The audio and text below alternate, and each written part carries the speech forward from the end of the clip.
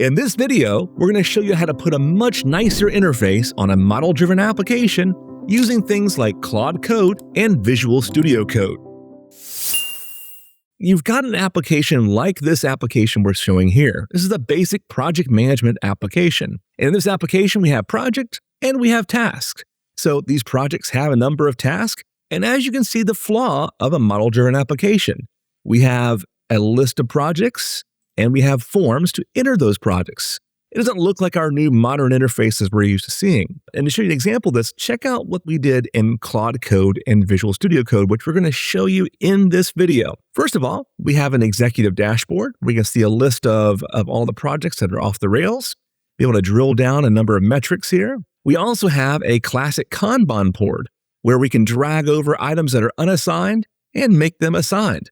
Or we can also mark those as blocked, enter some type of reason why it's blocked, and when I hit save, it then pushes that out to production as well. We'll make this Kanban board as well as a project management dashboard, but this can be used for any type of model-driven application you have. It's a way of weaving in React Native type of applications into a classic model-driven application. Now, you can do this a few ways. There is generative pages inside of your application. So when I'm editing this application, you can actually add generative pages. However, I find it much easier and much ways of tweaking this inside of Visual Studio Code. So we'll show you that now as we're kind of building this out. I provided you a whole solution to play with here. The solution you're going to find is in the description of this video. It has the actual solution to install and our prompts that we'll be using today. The solution to install, as you go over here, you'll just go up top, go to the environment of your choice, not the default environment. You'll hit import solution and then import that zip file that I have in the description of the video. We have many other videos walking you through how to do this. There's also one prerequisite video you're going to want to watch that tells you what tools to install. Things like Visual Studio Code, Node.js, some Bash tools, but it walks through step-by-step and provides a Word doc on what to install. Now that we've got this done, we've installed the solution, I'm going to go over to my folder that I want to work in here, and I've got one called YouTube MDA. It's a blank folder right now, so go ahead and create a blank folder on your machine somewhere as well. Then I'm going to right-click, and you'll see Open in Visual Studio Code. Now, if you don't see Open in Visual Studio Code, you can also open up Visual Studio Code and then hit Open Folder. Make sure you trust that folder when it prompts you. So with that installed, we're going to go ahead and open up Visual Studio Code and start the magic. Our first step we're going to do, now that we've got that, notice there's nothing inside the solution right now. And again, you're going to want to install quite a few of these tools that you're seeing over here. Things like Claude Code and the Power Platform extension. Again, that video that we referred to has links to that. Now, there's a few ways we can run this. We could run this in a terminal by going to terminal right here and then opening up Claude and kind of running the commands from there. We can also just open up Claude right here, create a new session, and we'll have this new session right here we can do. We'll do it that way just to kind of show you some of the tricks we can do in here. Typically, though, as you get more and more proficient at it, you're going to be using the terminal window quite a bit instead. So I've got that prompt already in a Word doc that I'm going to go ahead and copy and paste into here. And you'll notice at the top of the Word doc, there's a few things that I want you to change also. First of all, we'll see the solution. Okay, this is the solution name that we imported in earlier. That's fine, keep that as is. You'll also see the application name, keep that as is, but do change the environment you're going to go to. So I called mine Brian YouTube. Pick whatever your environment name is, and the rest should work as is. So additionally, you'll want to make sure that you're connected inside the Power Platform extension. You'll see it actually will go ahead and connect with my extension. There it goes. It sees a list of my environments, and then I'm ready to go there as well. This is how it's going to deploy this solution and read out there as well. I'm going to go ahead and kick this off, and it will take, now you'll notice here that you can change the model that's using. In this case, I am using Claude in this case, but I can switch the model from some things like Fable to other ones out there as well. Usually Sonnet is good enough, but you can go ahead and pick whatever your model you wish here. In my case, I'll be using the default, which is Sonnet. Let's go ahead and kick this off. Now, this will take some time to run. This will start to read the files, and if you go over to Explorer here, we'll start to see the files start to pump out as it goes through. You might have hit yes a bunch of times. In my case, because I turned it auto mode, it's just going to run it. All right, the prompt is now rerunning again. I made one mistake and I forgot to install prereq on this new machine also. However, let's take a quick look at the prompt that's running. You'll notice here what's happening behind the scenes. is it is actually gaining access to the environment, looking in the solution, looking at the folder, you'll see it running some FetchXML, gathering what values I have for certain drop-down boxes. So for statuses, it's going to pull all those numbers. Now you'll notice in my prompt I wrote here, the kind of way I constructed this is I kind of copied my schema over into Copilot and I said, I want to build an executive dashboard, and it then built the prompt for Claude Code. It's a rather lengthy prompt that does have some design requirements and kind of the typical dashboards that people would want to see in a project management system. Now, with that said, it is missing some critical information. So to get that critical information, like the different statuses and all of that, it will need to have sign-in access. That's where the CLI, the command line interface, comes in. It's going to connect to the environment, gather the metadata out, and then bring it over. Our next prompt will be much simpler. Now, the question comes in is, why would I use Visual Studio Code versus some of the other interfaces out there? One of the advantages of using Visual Studio Code, even though I'm not showing it in this example, is you have access to other types of tools, plugins, as well as skills that are available to you. So you can add the UI skills that might define what a perfect interface is for user interfaces for your environment or your brand. And it can kind of bring those pieces in there. I also find you can kick off multiple prompts at the same time and let them all kind of run concurrently. So this will reduce the time. Once you have your files, reduce the time quite a bit. As you can see, it is taking a long time here. It's running a lot of commands, eating a lot of credits also, coincidentally there as well.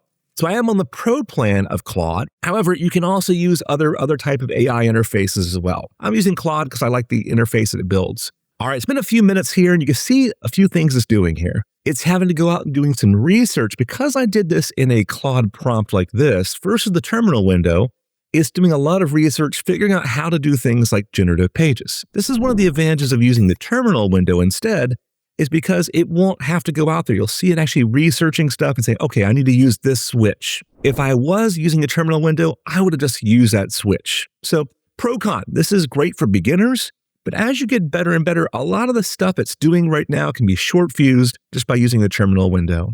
Now, a few things that's nice about this Claude interface here is we can go, while it's building this in Visual Studio Code, and say also add some sample rows with fake data in this. Hit go, and it will start to go and build that out and kind of queue that command up whenever it's necessary. So as we kind of see this, you can send quite a few commands and it will try to find the best time to kind of layer that on top of each other. All right, so I had to kick out the command, and one of the things is a brand new environment. So it is asking me now, hey, what do you want to do with this? Do you want to go ahead and add more users? Or do you want to go ahead and just assign all the records to me? For the purpose of this, I'm going to go ahead and assign all the records to me.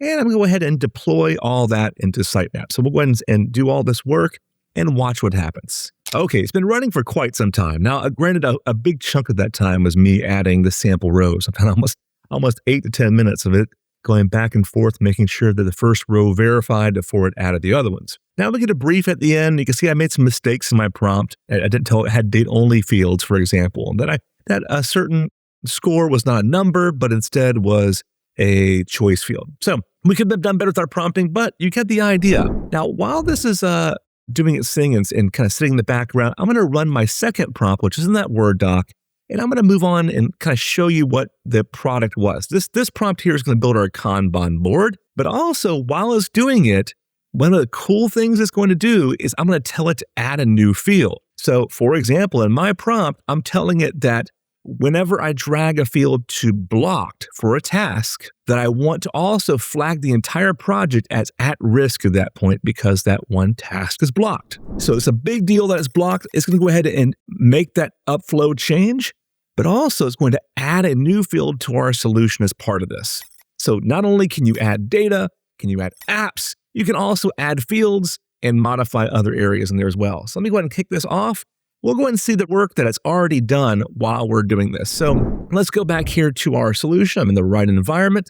We can go ahead and just refresh this, and we'll start to see some of the work that it did here. So we start with a very generic thing, and let's go ahead and open up the model-driven app. I'm going to go ahead and select it and edit it. Now, if it was successful here, we should see our executive product dashboard. Now, this is not going to show up in the app until I hit the deploy button right here also. So let's go ahead, at least this time of its recording, it would not. So let's go ahead and deploy this. Now, a few things you're going to notice here. You'll also see at this point that there's sample records. So let's go ahead and play this app and see how it did. So as you can see, we have our sample projects, see all the tasks for that project. Of course, everything's assigned to me, but we do have some core data now here, about 15 or so projects and about 65 tasks for those projects. If I go into Executive Dashboard now, I look at that. We now can see all the cards for the projects that require attention. We can see the portfolio health. We can also see what upcoming deadlines there are and all these kind of goodies in here. Of course, we can go deeper into this as we go deeper into project drill down and see certain projects with a filter here as well and how each of those projects are doing. It is all of the benefits of what we expect in Power BI, but now AI built this. So we can, of course, go back and forth and converse with it more. But now that that's done, we should be getting close to, it's been about 4 or 5 minutes now. Let's go back here again and see how Visual Studio Code is doing. It says, what do you want to do here? I should have been waiting for it. It looks like we wanted to add unassigned. Yeah, so we're going to go ahead and add an unassigned as a real option there. We've asked it to set a project blocked to yes.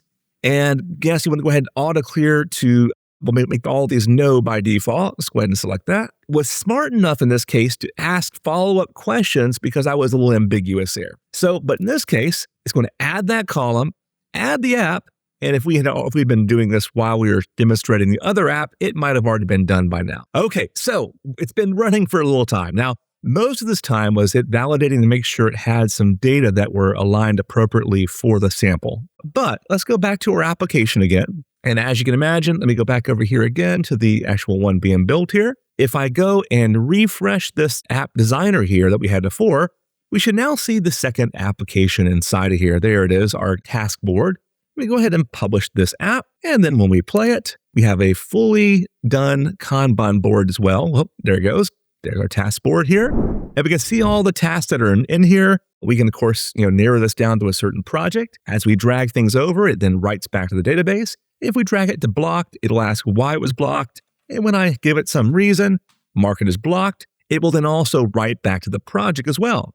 Now, as far as the project goes, we'll notice that if I were to go and add that column that was not here, but there we go, it's called project blocked. This is a new column that's been added in this case. And when I add it, we'll see that one project that's dragged over is now marked to yes, it is blocked. So all that was done with AI. Now, it did take some time, but this is the brilliant part about AI is we can kind of kick off multiple processes at the same time, work on one Kanban board here, or work on another project over here, and have each of them kind of running the behind the scenes to make it real for us. All right, now all of these instructions are in the Word doc that we provided in the description of this video. And if you'd like to see more about this, please do subscribe to our channel, as well as go to pragmaticworks.com to see other types of training like this. Have a great day.